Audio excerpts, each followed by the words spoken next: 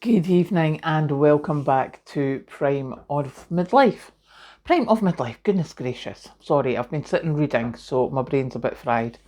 Or a bit half asleep, probably, more to the point. It is Saturday evening. I was a very busy bee this morning. I got washing done, I got dishes done, I got everything done. And then I went down to the Seagull Trust Cruises bookshop. I've put a quick video of that on TikTok. But I had so much fun. However, I will do a video about that tomorrow. This evening, I am talking about non-food shopping. Now, I haven't done a list because I want to keep that list on the whiteboard, and that's the only whiteboard I've got. But I thought I would come on and go, yep. Now, Alan's going to love this because he always takes the mickey out of me. Toilet roll. I have 3 packs of toilet. I've got 2 toilets in this house, one downstairs, one upstairs, and I have 3 full packs of toilet roll in there at any given time, in each one, just in case. What can I say? It's a thing. It has been a thing since COVID. I'm just like, nope, I'm not running out. So I have that. So that's one of the main things that people think about with non-food. So you've got toilet roll, then you've got your things like your soap, your shampoo, shower gel, anything like that for the bathroom, toothpaste, etc., etc. So I find it easier to think about them in rooms. So you've got your bathroom stuff. Then obviously your next one is your kitchen. And that's your things like, for me, although I have a dishwasher and I've got dishwasher tablets, I also like to have normally 3 bottles of washing up liquid, just in case. I'll normally be using one and I've got 2 sitting ready. That's normally how I sit with that. The same for all-purpose cleaners. My day with Flash was the only one, but now you get all the other stuff. But the one that you can dilute with water and use in a spray, or you can put it in the bucket for your floor. I normally have 3 of them as well. I just finished one last week, so I've got 2, so that will be next on my list. So yeah, that's the sort of things that you normally think of. Is your laundry detergent, as I say, your floor cleaner, your multi-surface cleaner, dishwasher stuff, washing machine stuff. What am I talking about? Washing up liquid. I could not get that word out. Goodness gracious me. But you also need to remember things like your bleach. You want to make sure you've got some proper bleach. And although you want to get proper strong bleach, just in case there's a problem with water, you want to have some basic bleach as well, or water tablets, just in case. The other thing I have is bicarbonate of soda and cleaning soda crystals. I have that as well. Also remember your cloths. Yes, a lot of us rip up t-shirts and stuff. I actually use the dishcloth yarn and crochet a lot of my own dishcloths, but some people might want to have a backup of that. And don't forget your medication. Now here we have ibuprofen, paracetamol. We need to have antihistamines because Kathleen gets bad hay fever, depending on what the harvest is. Sometimes it's the tree pollen that gets her. Oilseed rape is the worst. So we have, as I say, we have painkillers, we have antihistamine, we have cold and flu tablets.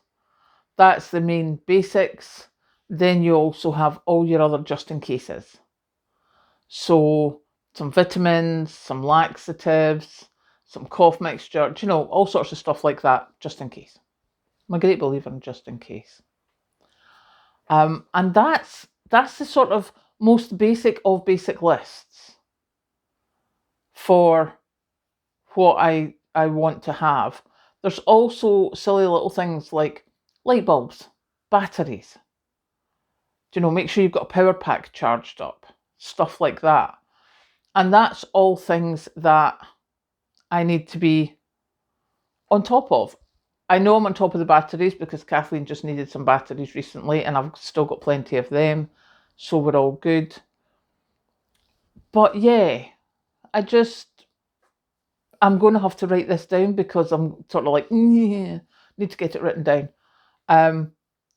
But yeah, stocking up for things, especially things when we know that there's going to be an increase in prices. You know, I mean, let's be honest, we all know the prices aren't going down anytime soon. But if you've got spare money now would be the time while your money's going to go further to get especially long-term things, which is a lot of non-food items like your batteries, your power packs, your light bulbs, stuff like that. But one thing I also wanted to say, if you remember a while ago I told you about my sugar. I had so much sugar. Now let me just get the bucket.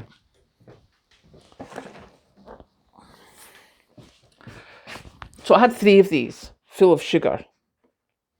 And if you will notice the way I'm holding it, it's on top of my fingers. That's because I can't hold things if I put my hand flat. This has one of those little tabs and then you pull it up. Now it's great. It's a food level, food whatever it is bucket. And as I say, that has my sugar in it. Not that it's got much left now. I think it's probably a quarter full. I filled up the sugar thing there, the blue thing, today. I really, really struggled to get that open. And I mean, I proper struggled. I have, what is it called? Severe deterioration of the scaphoid. Seemingly it happens, you know, when you put your hands down to save yourself when you fall. I may have told you I fell a lot when I was younger and my hands are deteriorating at a rate of knots. And that I noticed today was a really, really big problem. So if, like me, you are aging gracefully, make sure if you're stocking up on something that you're going to be able to get into it. Because I need to stop putting my sugar in. I mean, we were going to stop anyway, but I can't use these now. Because if in a year's time something happens, my hands are not going to be able to open that. So I need to look at those sorts of things, which has been quite interesting over the past couple of months as to what I am able to do and what I'm not able to do. And it's something that I need to take into account when I'm thinking of stocking up. Like pressure canning is great for me because just the lid for pressure canning, when it comes off, it's like a bottle opener and I can use my whole hand for that. A normal can, I couldn't use one of the normal twist can openers. I've now got a battery operated can opener. And things like that is something to also think of if you are like me on the cusp of, and my hand's going to be working all right this time next year.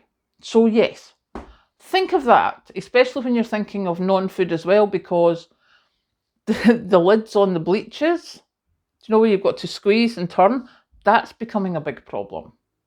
So yeah, have a think about those things as well when you're getting stuff, just in case. Now I'm going to go and feel old and decrepit. I'm going to have another cup of tea. Catch you later.